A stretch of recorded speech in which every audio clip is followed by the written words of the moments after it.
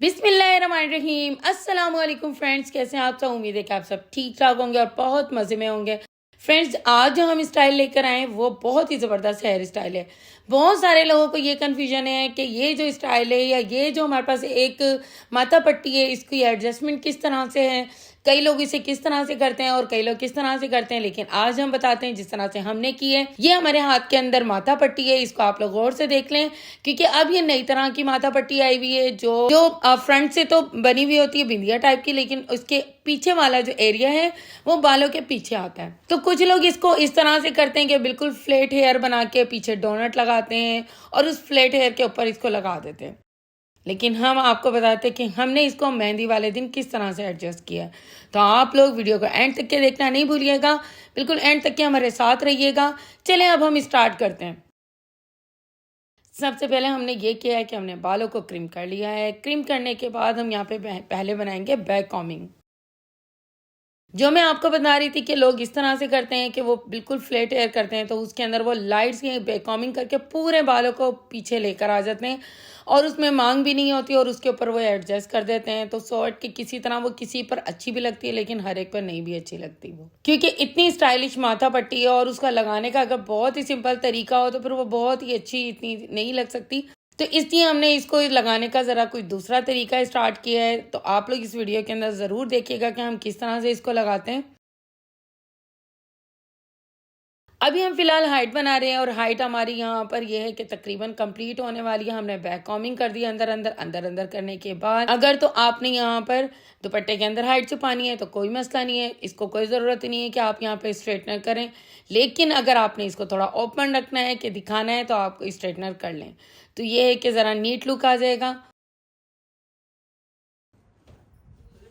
अब हमने यहाँ पे बालों को फ्रंट के बालों को स्ट्रेट कर दिया है। स्ट्रेट करने के बाद ज़रा सी बैक कॉमिंग बहुत नीट लग जाती है। अगेन यही बात है कि दुपट्टा सेटिंग करनी है तो कोई ज़रूरत नहीं है नीट करने की। लेकिन अगर दुपट्टा सेटिंग नहीं है और दुपट्टा बहुत लाइट सा नेट का दुपट्टा, फिर तो आपको हर हाल में करना बहुत ज़रूरी होगा, क्योंकि जो बारीक दुपट्टे होते हैं उनमें बैक कॉमिंग नज़र आ रही होती है और उसमें नीटनेस बहुत ज़्यादा नीटनेस पे फोकस होना चाहिए। तो हमारा भी यही तरीका है, इसलिए हमने इसको नीट कर लिया क्योंकि ये इनका मेहंदी लुक है और यहाँ पर ये इनका दुपट्टा बारीक है, इसलिए हमने इसको नीट करना ज़्यादा ज़रूरी समझा है। अब हमने हल्का सा ट्विस्ट किया है। ट्विस्ट करने के बाद जहाँ जहाँ से ये बैक कॉमिंग बैठ रही थी वहाँ से हमने टेलकॉम की नोक की मदद से उठा दिया और यहाँ पर हमने लगा दिए हैं पिन। पिन यहाँ पे हम सीधा सीधा नहीं लगाते, इसलिए एक दूसरे के ऊपर क्रॉसिंग में लगा रहे होते हैं ताकि जो है ना ये यहाँ पे अगर दो पिन से भी आप बनाना चाहे तो बड़ा अच्छा से मजबूत हो जाएगा। अब इस पर ये मजीद ये है कि स्प्रे करके आप और हाथों की मदद से भी आप लोग इसको भी डाल सकते हैं और टेलकॉम की नोक से हर तरफ से इक्वल कर दें। अब हम यहाँ पे फ्रंट पर आ जाते हैं। फ्रंट पर आकर आप लोगों को ये बताते हैं कि माथा पट्टी की किस तरह से लगानी है। लगाने के लिए मांग बिल्कुल सीधी कर लें। सीधी करने के बाद हमने एक तरफ सेक्शन क्लिप लगा दिया है। सेक्शन क्लिप लगाने के बाद यहाँ पर बालों को नीट कर लें और नीट करने के बाद जो फेस फ्रेमिंग बाल हैं जो हम हमेशा निकालते हैं वो आपने निकाल लेने हैं।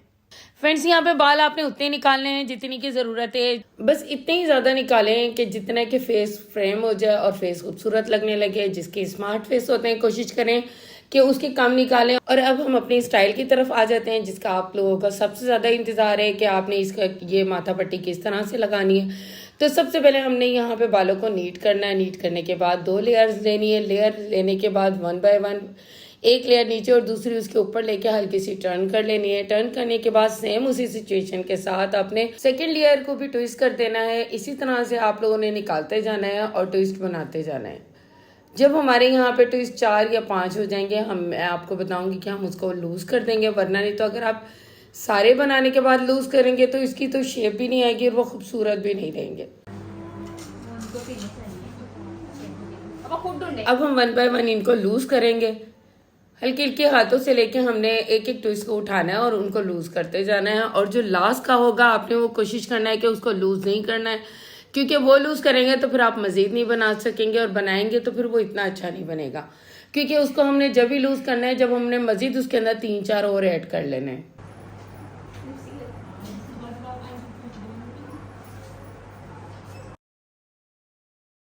यहाँ पे जब आपने बिल्कुल लास्ट तक के लेकर आना है और उसको लूज करते जाना है, तो आप ये देखिएगा कि हमने बिल्कुल जो एयर वाले साइड है वहाँ के बाल नहीं लिए। वहाँ के अगर आप बाल लेंगे तो ये बहुत ही चौड़ा चौड़ा सा हेयर स्टाइल लगेगा और इसकी खूबसूरती बिल्कुल खत्म हो जाएगी। इसके अंदर बिल्कुल भी खूबसूरती नहीं आएगी। अगर आपने कान के पास से भी उठा लिया, बिल्कुल ऐसा लगेगा कि 2 चिटिया बना के आपने उसको कानों के साइड से ला के और कस के बांध दिया है आपने।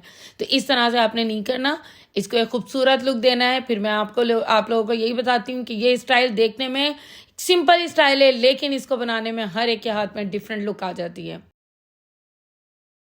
साथ साथ इसको फिर से हम अगेन इसको नीट करेंगे कि जो बारीक बारीक बाल निकले हुए हैं उनको भी हमने यहाँ पर ख़त्म कर देना है। बिल्कुल फिंगर के साथ साथ उन्हें भी बिठा देना है स्प्रे करके, कोई बारीक बाल भी इसके अंदर उड़ता हुआ ना दिखाई दे। इस तरह से ये नीट और खूबसूरत स्टाइल बन गया है। अब वहाँ पे हो सकता है आपको कुछ ना समझ में आए, तो फ्रेंड्स आपने दूसरी साइड पर थोड़ा तवज्जो से देख लेना है कि दूसरी साइड पर भी हम किस तरह से बना रहे हैं।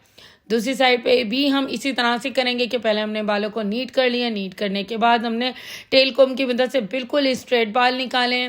स्ट्रेट बाल निकालने के बाद फिर हमने टेल कॉम से खींच के उनको स्ट्रेट कर लेंगे और हाथों की मदद से ट्विस्ट बनाना स्टार्ट कर देंगे।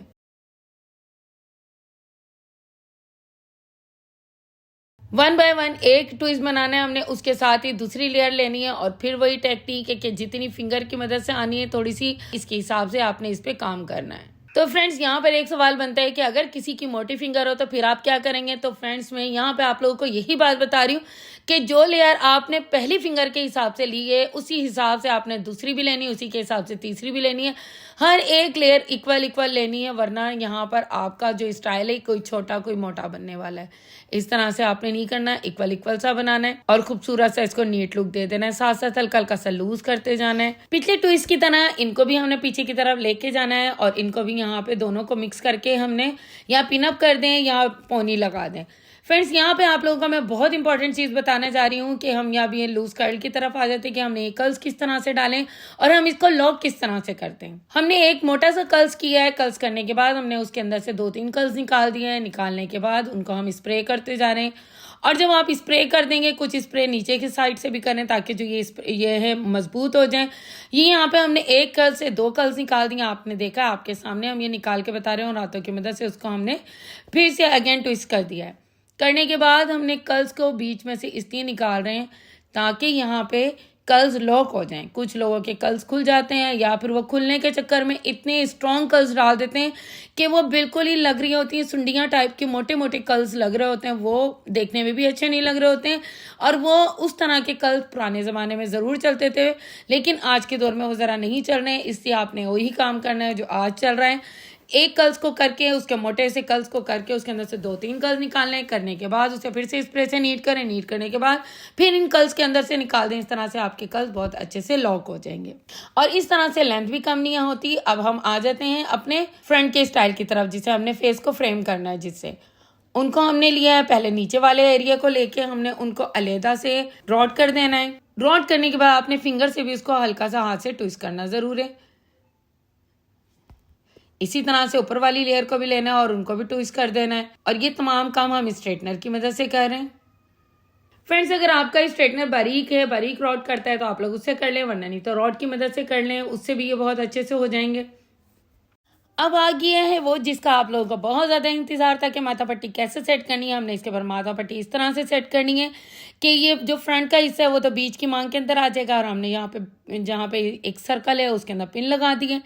पिन लगाने के बाद हमने ये करना है कि जितने ये पर्ल्स हैं इनको सर्कल के अंदर हमारी जो ट्विस्ट है ट्विस्ट के अंदर अंदर हमने ये पर्ल्स निकाल दिए हैं।